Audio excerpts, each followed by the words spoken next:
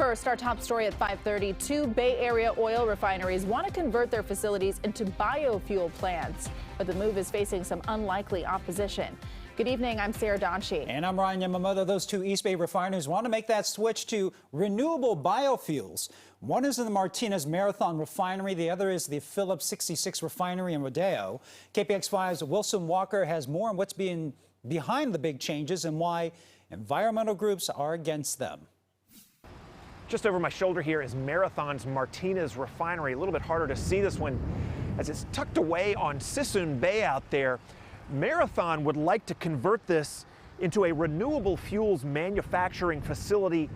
It is environmental groups that have filed an appeal. 56 years I've lived near the refinery, right across the street from me, and I've never had any problems with them.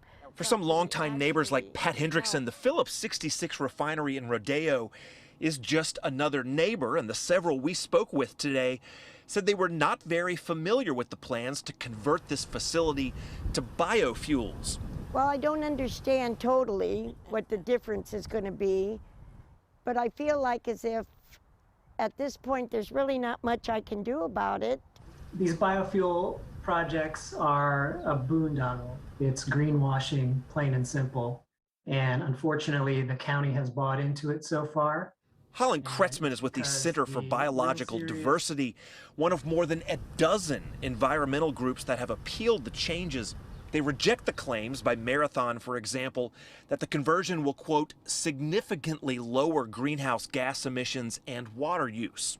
Feedstocks, the soybeans and the corn oil that are going to feed these huge, massive facilities have to come from somewhere. The County Planning Commission has approved the conversions, but opponents say that process was faulty. The Board of Supervisors will hear that appeal tomorrow.